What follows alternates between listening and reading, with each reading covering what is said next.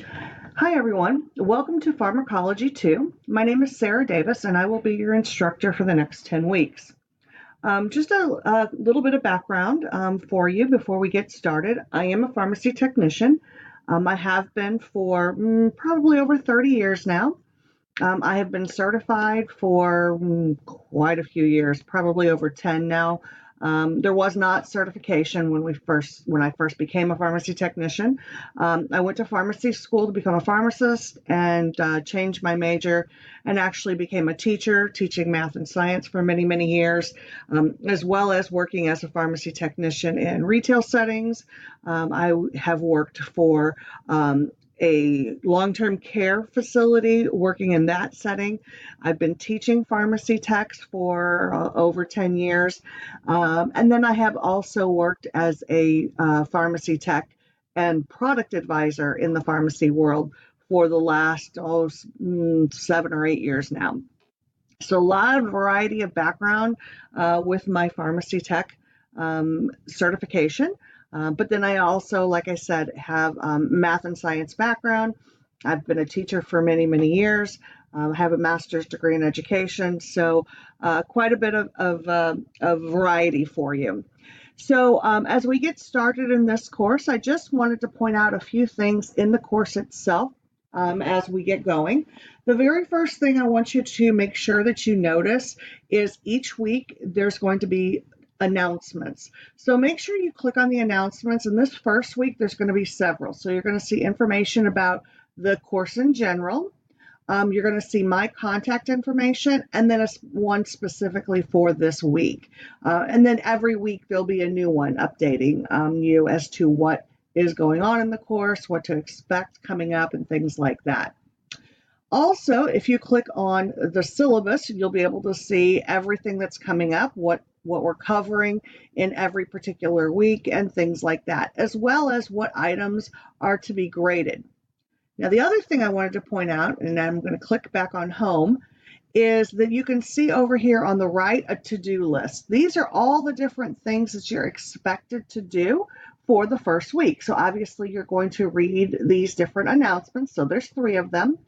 And then each week you'll have discussion posts, you'll have assignments, you'll have a drug information test, and a quiz. So let's talk a little bit about each of those. On the discussion post, you'll have a prompt and it will ask you or tell you different things and, say this is what we want you to do.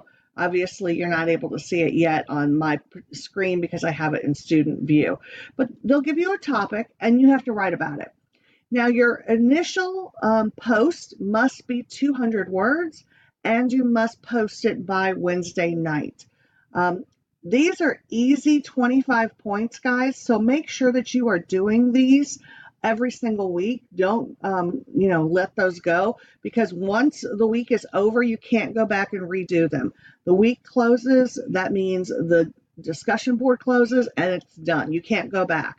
So if you think about it, obviously, you're going to have over 200 points throughout the course that you could possibly miss out on if you don't do the discussions, so that's immediately taking your grade down to an 80% if you don't do the discussions, and less if you don't do them on any of the weeks. So make sure that you are posting that 200-word discussion by Wednesday, and then you also need to post 2 replies each week by Sunday. Now, those can be replies to me because I will start posting in the discussion board after Wednesday. I don't post until everyone has had a chance to post their initial thoughts, but then I will start posting, so you'll have time to reply to me on Thursday, Friday, Saturday, Sunday. So make sure you do 2 replies to me and your classmates by Sunday, and those must be at least 50 words.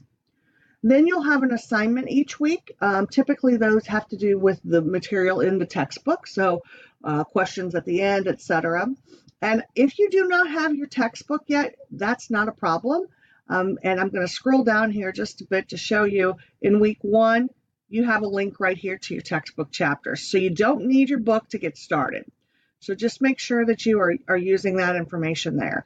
And when you open up the week 1 assignment, there's also a link directly to the assignment there as well. And then there's a drug information test every week. When you open up the drug information test, it's going to be a grid and it'll just list 10 drugs. It's going to ask you for some specific things about them. What's the generic name? What's it used for? Things like that. What classification is it? In other words, is it used for diabetes, etc. And so you'll turn that in every week. And then the final thing you'll do is take your quiz each week. Now you can do those in any order. Just make sure that you have everything completed by the due date each week. And then also make sure that you are checking each week under the From the Instructor section. This is where you're going to get some things from me. So you'll always have a link to each of the PowerPoints, whether there's one or two for that week. And when you click on that link, it's going to open a PowerPoint for that particular chapter. So for example, chapter 13 is going to look something like this. And chapter 13 is all about gynecological and obstetric drugs. So there's a lot of slides. There's a ton of slides in each of these chapters. So, you don't have to, read every single slide word for word. It's a supplement that goes right along with your textbook. But some people just find it a little bit easier to read and understand if they're going through the slide deck rather than the textbook chapter. And it's totally up to you. The other thing that you're going to have available to you is that once I post these videos, there'll be a link for that as well. So you'll want to make sure you click that link so that you can watch my video every week so that you can hear the different pointers that I give, maybe some specifics about the chapter and things like that. Like I said, this week the two chapters are on gynecological and obstetric drugs as well as endocrine drugs. And as you'll notice when you read my announcement, those are some really common drugs that you'll see in a retail setting.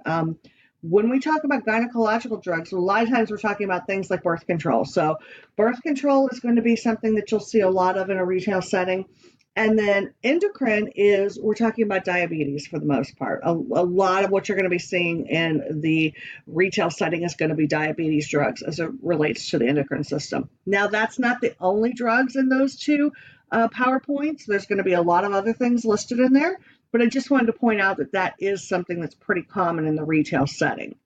So as you go through all of the material every single week, if you run into any problems, if you have any questions at all, make sure you go back to that announcement where you find my contact information. Make sure that you reach out to me either through email or by phone. My phone number is also my cell phone, so you can text me at that. I can take phone calls pretty much anytime. These are what I consider my standard office hours, but you can call or text me anytime, and if I'm available, I will answer. So if you have any problems or questions, please make sure that you let me know, and have a great week.